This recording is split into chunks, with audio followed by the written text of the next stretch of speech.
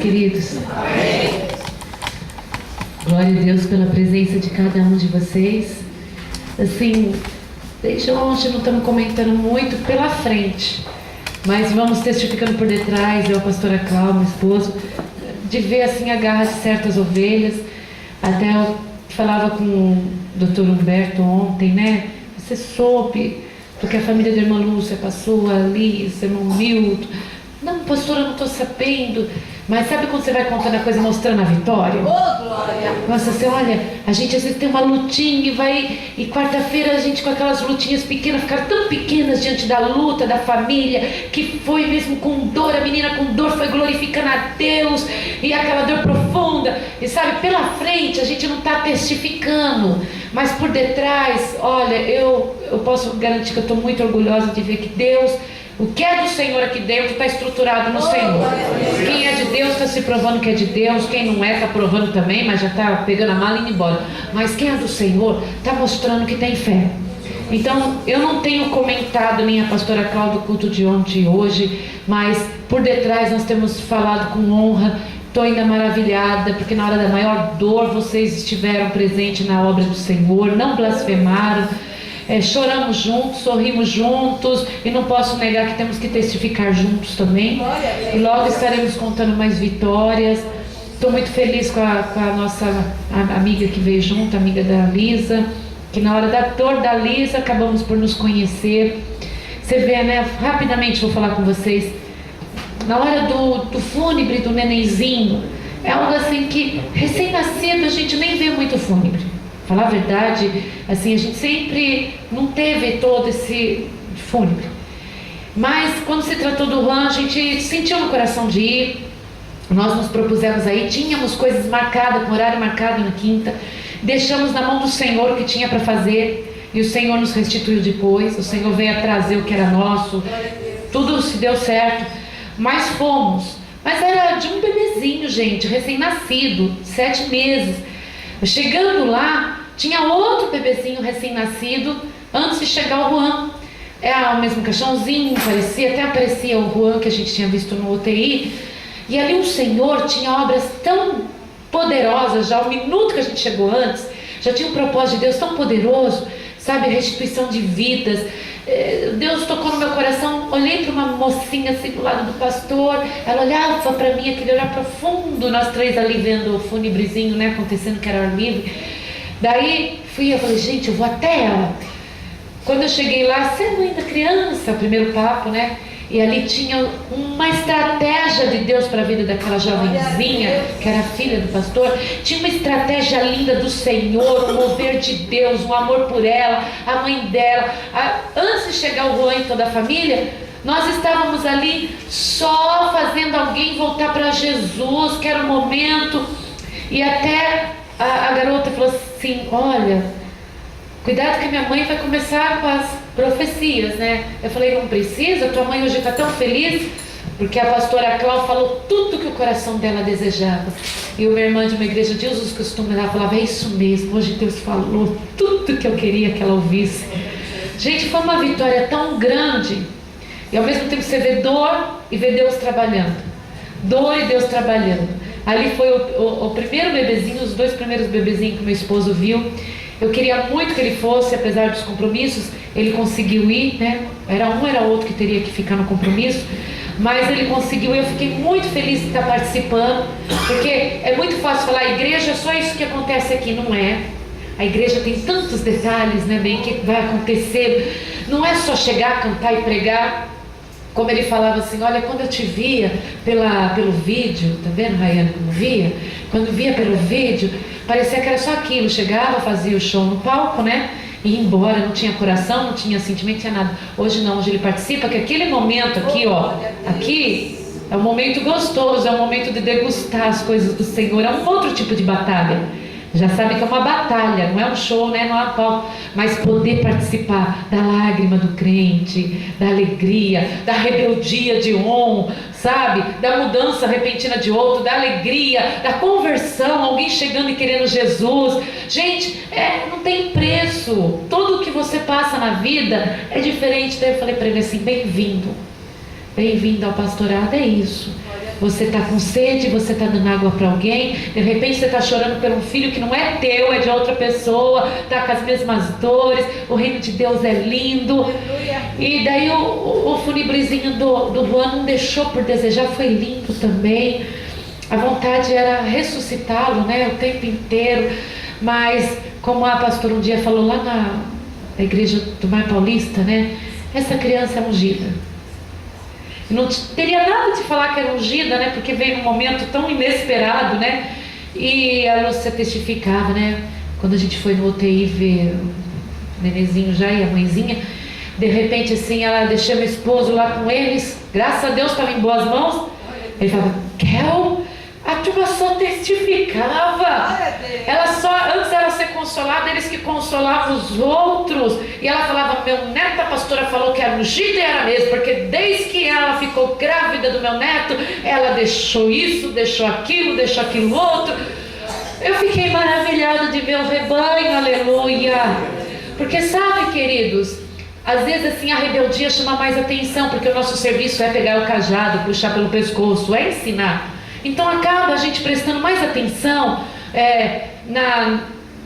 na ruindade de um, no deslizar do outro, quando você erra. Então chama a nossa atenção, porque o nosso objetivo é pegar e levar para o Senhor. Tem que pegar a ovelhinha, carregar e levar para o Senhor. Então a gente acaba por ver muita parte difícil, mas no meio da dificuldade, quando a gente pode ver que valeu a pena o serviço, valeu a pena os ensinamentos, alguém que teria sido rebelde, que teria blasfemado, estava glorificando o Senhor, estava na posição de servo de Deus, apesar de já ter errado na vida, agora está acertado com o Senhor já, né?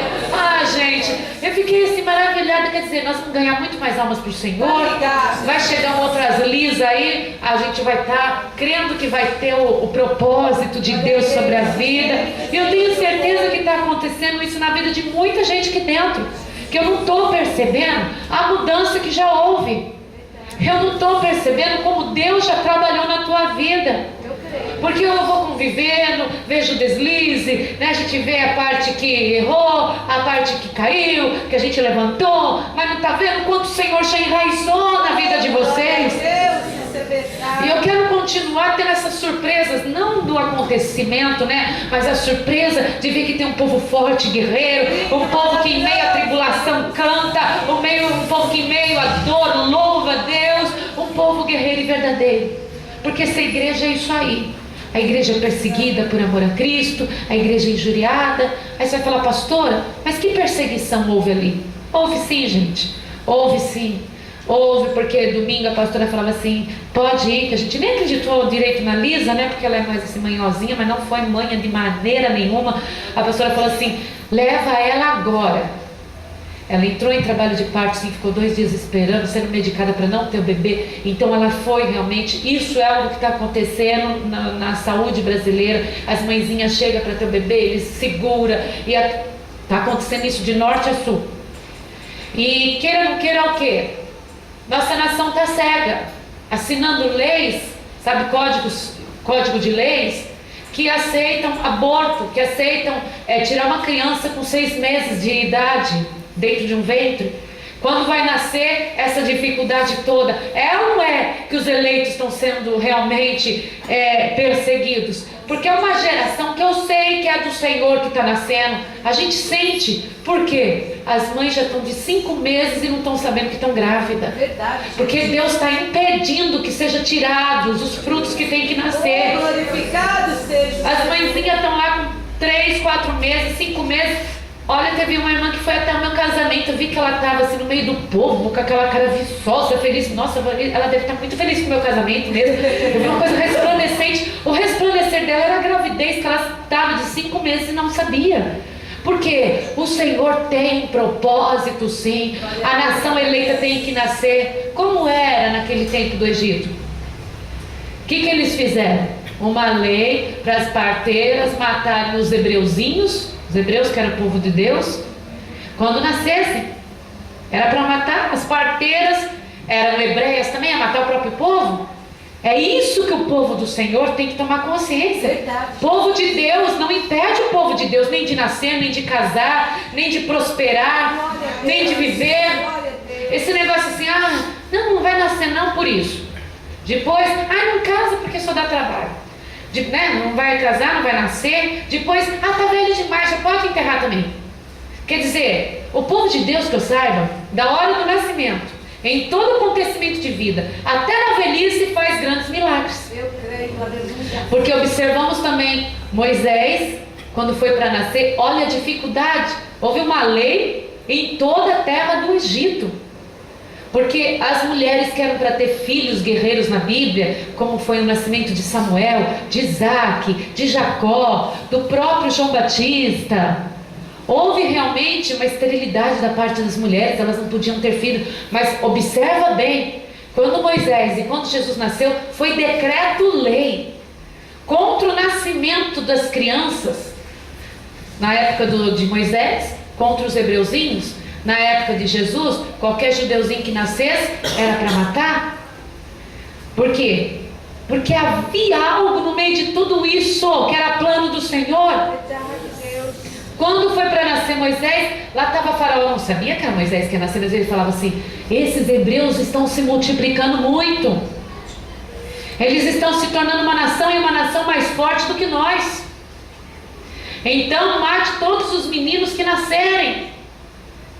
As parteiras chegaram e falaram para eles: olha, quando a gente chega, as mulheres hebreias são fortes, elas mesmas dão a luz ao seu filho. Gente, mas praticamente vai ter que acontecer muitas vezes isso, porque no nosso meio de saúde não está proporcionando muita coisa. Que Deus abençoe as nossas mães. Aí chegava assim: não deu tempo, elas já tiveram os bebês. Daí eles perceberam que havia ali um complô para que os nenês continuassem vivendo. Viva Deus. Aí eles mesmo iam lá e falavam que era para matar. Chegou a mãe de Moisés, viu aquele garotinho bonitinho. Apesar que quando é da gente é tudo bonitinho. E não é porque são seus filhos que não são os nossos. Porque é incrível. A gente acha bonitinho também. A gente olha e fala assim: milagre de Deus com essas crianças. Com certeza. Eu sei que meu esposo hoje pegava um bebezinho para todo mundo. Gente, mas fala a verdade, isso aqui é um milagre. Ele achando que está falando baixinho, mas todo mundo escutando. Isso aqui é um milagre, né? Ele não vai falar o nome do bebê. O pai e a mãe, isso é um milagre. Ele chegava isso aqui. Mas é um milagre. Mas é nosso, então a gente acha bonito os nossos mesmo, da geração eleita. E ela achando bonito, o que ela fez? Ela pegou o bebezinho, fez um cesto com betume, vedou, colocou no mesmo rio, que nós pregamos isso faz tão pouco tempo, mesmo rio Nilo, onde os bebezinhos, já que nasciam, os hebreuzinhos eram jogados. O mesmo rio, a mãe de Moisés colocou ele, mas só que com uma diferença: dentro de um cestinho vedadinho, para que ele tivesse uma oportunidade de sobrevivência. Miriam, a irmãzinha, ia lá olhando em volta, ver se via o irmãozinho. Quando a filha lá de Faraó pegou o cestinho, viu que tinha dentro um bebezinho: é meu. Aí é obra do Senhor, gente. Glória a Deus. É obra do Senhor. Eu creio na palavra. Quando Jesus Cristo nasceu, Herodes, aquele que reinava na época, fez um decreto também para que atingisse o nenenzinho, filho de Deus, Jesus.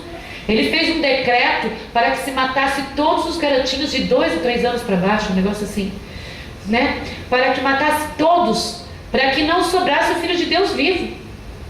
Então, Jerusalém mais uma vez chorou ali. Chorou. Muitas vezes Jerusalém chorou. Mas Jesus, o que aconteceu? Jesus, com estratégia, o Senhor foi de novo, mandou o anjo, falou com José: pega Maria, pega José, vai para a terra do Egito, vai para a terra que era conhecida da escravidão antiga, vai lá, leva Jesus. E levaram, sobreviveu mais uma vez. Queira ou não queira, é por amor ao nascimento, é por amor às coisas do Senhor, porque nós acreditamos na vida, nós acreditamos no arrependimento, nós acreditamos na família. O diabo vai lutar contra o casamento. Se você está dentro de um casamento, não vai assim: deu certo, deu, não deu, não deu. Luta pelo que o Senhor te deu. Já passaram tantas águas, e tantas águas sujas, né, gente? Achando que aquilo era amor, achando que aquilo era romance, achando que aquilo era certo. Não tem como voltar? Não tem. Mas não tem como repetir também, porque já encontrou um Deus que limpa, um Deus que lava, um Deus que purifica, um Deus que restitui.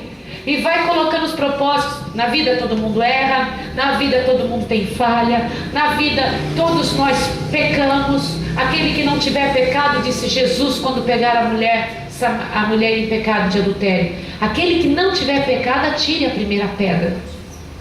Todos têm pecado, porém há uma diferença: vai e não peques mais.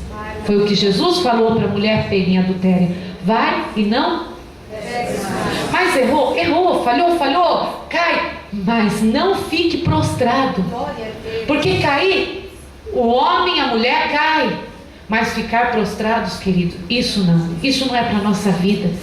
Porque se você põe um propósito no coração, ainda que a tua vida esteja toda errada, toda bagunçada, porque o diabo bagunçou ela inteira, você põe no coração: Senhor, eu quero que a minha vida seja conforme você deseja. Eu quero que a minha vida, Senhor, seja conforme a tua palavra. Eu quero que o Senhor endireite, porque há um Deus que pode endireitar as minhas veredas, há um Deus que pode endireitar o meu caminho, há um Deus que me dá esperança ainda, há um Senhor que escreve na minha vida uma nova história. Aleluia. Ainda que você erre, ainda que você peque, o Senhor vai visitar o teu coração e ver que muitas vezes você realmente faz aquilo que não quer, fala aquilo que não quer, mas dentro do seu coração você quer servir a Deus. Deus vai visitar, Deus vai ver que há um propósito bonito aí dentro, vai ver que tem uma vontade íntegra de servi-lo, apesar das poucas forças, apesar das poucas oportunidades, apesar da vida estar bagunçada, e o Senhor é Deus o bastante, poderoso o bastante, de colocar tudo no eixo, de colocar tudo no seu devido lugar e fazer da tua vida uma vitória, um testemunho de fé para as demais pessoas. Creia. O problema é que nós deixamos de crer. Muitas vezes cremos numa área da nossa vida, mas na outra nós não cremos. Falo isso porque por anos, em várias áreas eu cria, em algumas não. E o Senhor, de 7 anos para cá, 6 anos para cá, Ele tem se provado assim: pediu, já recebe. Porque um dia, eu tenho certeza que Deus sondou o nosso coração, né, pastora Cláudia? E Ele viu que havia um coração íntegro diante dEle, que Ele poderia depositar bênçãos e nós saberíamos lidar com elas. Nunca queira uma bênção para superar outros. Há muitas pessoas sofrendo, queridos, porque quer algo para superar alguém, quer algo para provar para alguém, quer algo, sabe, para se mostrar. Queira uma bênção porque você é um necessitado de uma bênção, porque você precisa da felicidade que provém de Cristo, porque você quer ter uma vida completa, não por causa dos outros, tudo me interessa, mas porque você é uma pessoa que busca o Senhor e crê que Ele tem o melhor para você. Aleluia. Até para provar que o teu Deus é melhor é maravilhoso. Para provar que o teu Deus é forte, firme e poderoso é maravilhoso. Mas não porque o outro tem, não porque o outro conseguiu, não porque o outro testificou, não porque o outro... Não, porque Deus é maravilhoso. E Ele tem sempre algo melhor para a nossa vida, porque somos preciosos diante da presença dEle. Olha a sua bênção como uma sede. A necessidade de você colocar um líquido no teu corpo.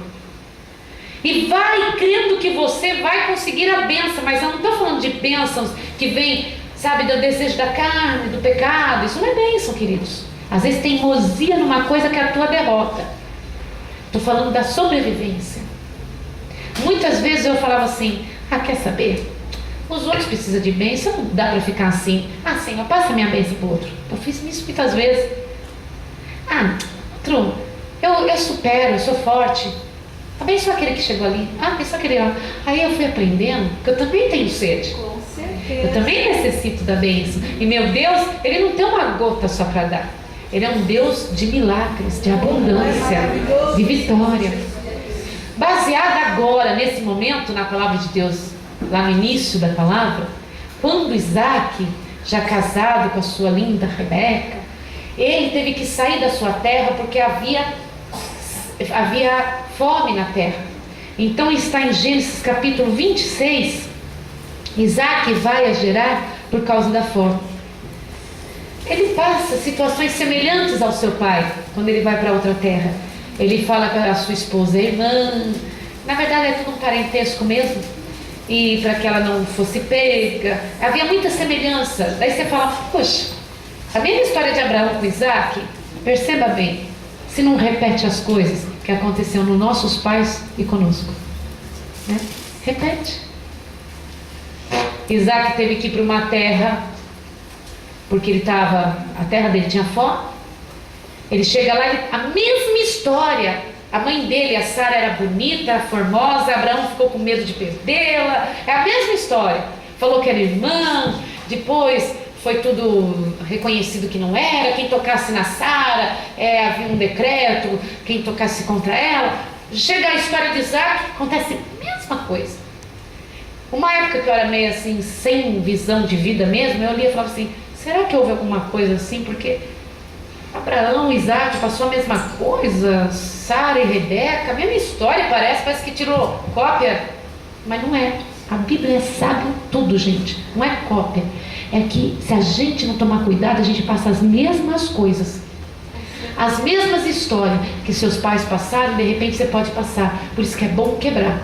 Em nome de Jesus. O que é bom permanece, o que não é desaparece, porque o nosso Deus tem poder. Porque foi seu pai traído, você vai ser traído, porque ainda ser bonito porque era bonito, tá bom, né? Perseguida porque era bonito, já não é maldição. Mas que é uma repetição, imagine para Deus, né? Que para Deus 1000 anos, calcula 1000 anos, é como um dia. E um dia para Deus é como 1000 anos. Quer dizer, ele viu o seu tataravô como se fosse ontem para ele. Porque para Deus um ano é como 1000 dias, 1000 dias é como um ano. 1000 dias é como um dia. Isso. Vamos agora em 26, versículo 17. Então Isaac foi-se dali e fez o seu assento no vale de Gerar, e habitou lá, e tornou Isaac e cavou os poços de água que cavaram nos dias de Abraão, seu pai. Até isso ele teve que pegar e cavar o mesmo poço que tinha na época do pai dele. Quando o pai dele fez a mesma fuga, ele estava lá, o poço entulhado, ele teve que cavar o mesmo poço. Ai, Senhor, é assim mesmo que eu faço. Cavar o mesmo poço que a minha mãe e meu pai já cavaram. É assim mesmo.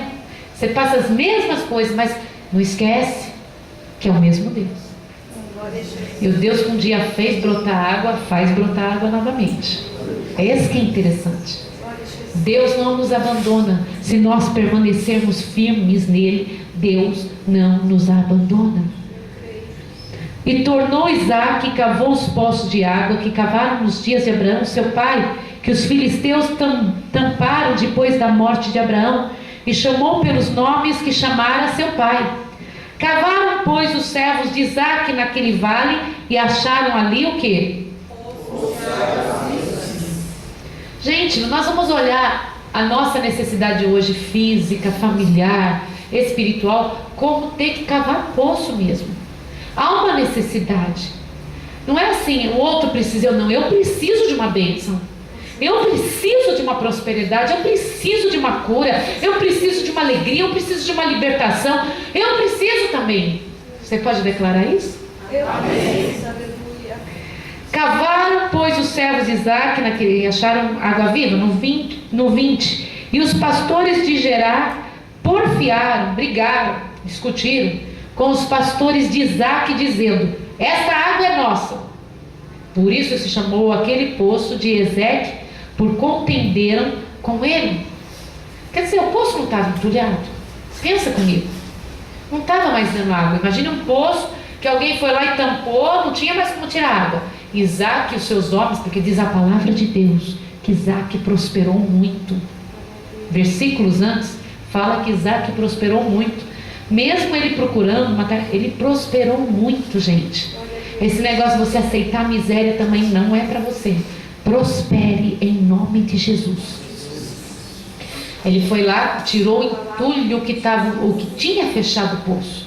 Tinha água. Eles estavam brigando por uma água que não era deles. Quem achou foi Isaac novamente. Herança de visão do pai dele. O pai dele havia tido aquela visão que ali, se furasse, tinha água. Entulharam, tamparam os poços, Mas ele sabia que ali se tirasse o entulho ia ter água. E teve. A palavra do Senhor Deus. A visão. É bom ter visão espiritual.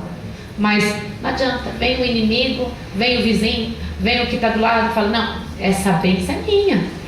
Quem é você para receber essa bênção? Quem é você? É o crente para receber a bênção. Tudo bem. Vamos para a próxima. E os passando, então no 21, então cavaram outro poço e também porfiaram sobre ele, por isso se chamou o seu nome de Sitna. Então a gente é insistente, nós somos conhecidos pela insistência na nossa bênção. A gente vai até achar água novamente. Brigou com a gente, nos magoou, nos ofendeu, a terra é grande e o Senhor é poderoso, e nós temos visão e força. Nós vamos cavando até encontrar a nossa bênção. Nessa noite, quer uma bênção para a sua casa, quer uma bênção para a sua vida pessoal, quer uma bênção para o teu coração diante de Deus. E vamos cavar novamente. Compreenderam? Vamos cavar novamente. 22. E partiu dali, cavou outro poço. Daí não porfiaram sobre ele. Por isso se chamou o seu nome de Reobote. E disse, porque agora nos alargou o Senhor e crescemos nesta terra. Aleluia. Depois subiu dali a Bezerba, e apareceu-lhe o Senhor daquela mesma noite e disse, eu sou o Deus de Abraão, seu pai. Não temas, porque eu sou contigo, e abençoar-te-ei, e multiplicarei a tua semente por amor de Abraão, meu servo. Então edificou ali um altar, invocou o nome do Senhor, e armou ali a sua tenda, e os servos de Isaque cavaram ali um poço. Mais para frente eles cavam e acham mais água ainda. Não adianta. Primeiro vem a promessa, depois vem as dificuldades, a gente até esquece das promessas do Senhor, vem as perseguições, mas a gente tem uma insistência por dentro, porque a gente sabe que tem um Deus que vem e sela o que Ele prometeu.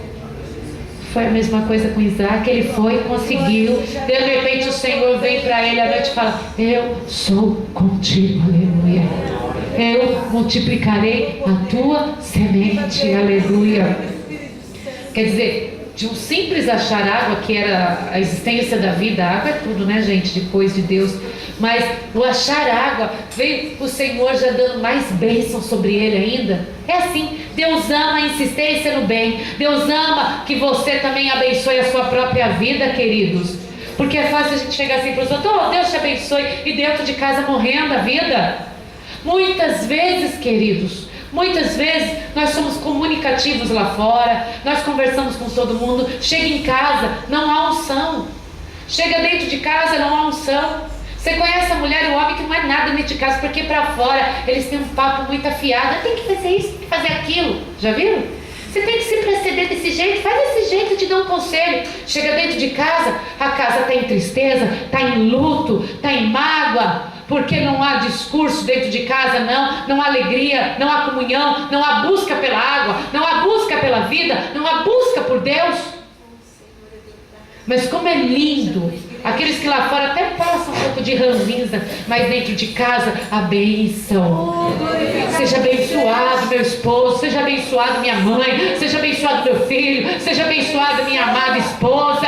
O Senhor reina sobre essa casa, nós vamos proceder conforme a vontade de Deus, não vamos desistir de buscar o crescimento espiritual, não vamos desistir de buscar a água, não vamos desistir da prosperidade, nós vamos seguir adiante, porque uma casa onde se vive junto, não pode haver discórdia. Tem gente que concorda com todo mundo lá fora, chega em casa, discórdia. Para todo mundo lá fora é o bom, é a boa, chega em casa, é o terrorista.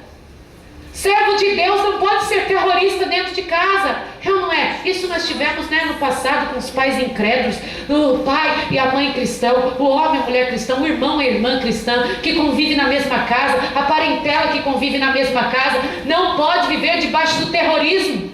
Verdade, Senhor. O povo de Deus não pode viver debaixo do terrorismo. Você vive, você, seu irmão, não pode viver debaixo do terrorismo. Você vive, você, seu pai, sua mãe, não pode viver debaixo do terrorismo. Vive a enteado não pode viver debaixo do terrorismo. Você não pode viver debaixo do terrorismo.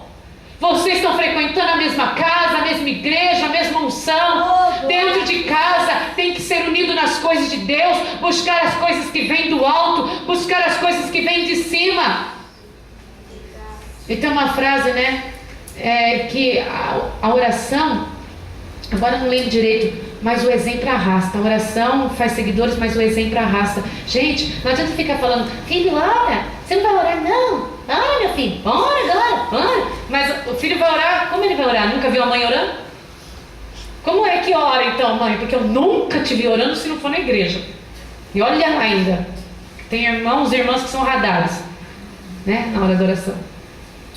Mas um filho, um parente, um amigo, que está sempre convivendo junto, toda vez que vê a pessoa orando, vê a pessoa erguendo os braços, vê a pessoa prostrada diante de um Deus vivo, vai chegar uma hora da dificuldade, ou da alegria, ou da tristeza, quando menos esperar, aquela pessoa está de joelho no chão também, clamando ao Senhor. Olha, Deus, essa é a verdade. Porque a pessoa repete o que ela vê. E se ela está vendo que você busca o Deus vivo, por mais rebelde que seja a pessoa, ela vai repetir aquilo que você faz. Se é orar, se é buscar a Deus, se é ler a Bíblia, os seus filhos, os seus amigos, os seus conhecidos vão repetir os seus atos. Certeza, glória a Deus. Serão reflexos vivos da sua insistência em Deus. E quando menos esperar, você vai ter filhos lá expulsando demônios. Glória a Deus. A Manu é pequenininha, gente. Você fala assim pra ela, ora, ela põe a mãozinha na cabeça, sai! Sai! O Davi já o sai dele é mais grosso que de homem, né? Já bate junto, já sai o demônio junto dos olhos. Mas ela, sai! Por que vê? Porque você não vê, não faz, gente. Com certeza. E quando vê, tá crendo, tá executando. Quando vê, tá um sacerdócio dentro de casa, tá cantando na presença de Deus, tá... se desviar um pouquinho, logo volta para a presença de Deus, aleluia. Então, seja dentro da sua casa, não o terrorista, viu? Nem a terrorista. Seja o servo e a serva amada de Deus, aquele que guerreia mesmo pela verdade, aquele que luta pela prosperidade, aquele que luta realmente pela pacificação, aquele que luta para o crescimento espiritual da casa, aleluia, aquele que vivencia a palavra de Deus, aquele que louva e adora o tempo inteiro, aleluia. A pastora Cláudia estava testificando para o irmão Augusto, olha, meu genro canta assim o dia inteiro, mas eu prefiro ele louvando do que ele sem louvar. Porque adorando, não é que ele é cantor, mas eu prefiro ele adorando. Ele tem a capacidade de chegar para minha mãe e falar assim, eu sou fruto da sua oração, então ó, nem reclama, aguenta. Eu sou fruto da sua oração. Verdade. Glória a Deus. Glória a Deus. Na mesma cozinha que ela orava por ele, eu sou fruto da sua oração, aguenta. É verdade. Obrigado, Jesus. E ela vai ter muito mais frutos da oração, sentados na igreja, trabalhando na obra, vai ter muito mais frutos dessa oração, aleluia. E vai ter mais frutos, como eu vi essa semana, pessoas guerreiras, pessoas que entenderam Deus, pessoas que entenderam que essa vida é passageira, mas tem uma vida vindoura, em que nós estamos unidos, nós estamos numa estratégia contra o diabo, mostrando o sangue do Cordeiro, colocando o sangue do Cordeiro espargido sobre as nossas ombreiras de porta e vencendo toda a diversidade do mal. Abra comigo em Salmos capítulo 20, Salmos 20, não é capítulo, Salmos 20. A gente adquire certos hábitos, né, pessoal?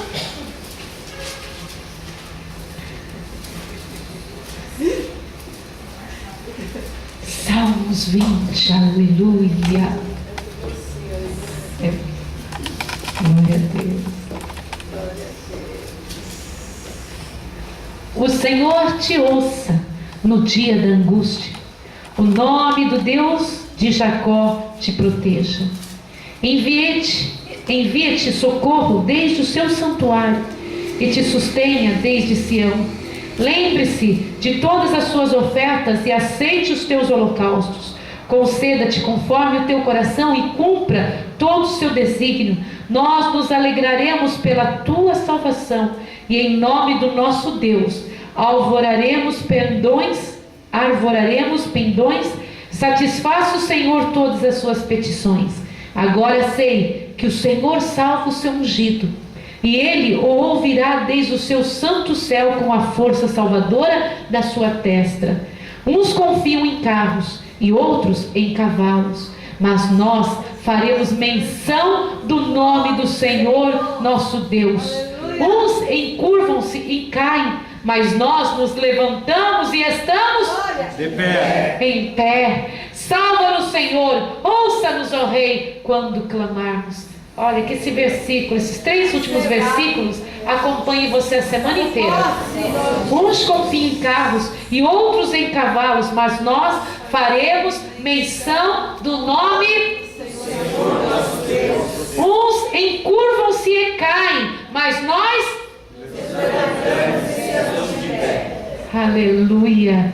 Marca bem esse versículo aí, rabisca a tua Bíblia.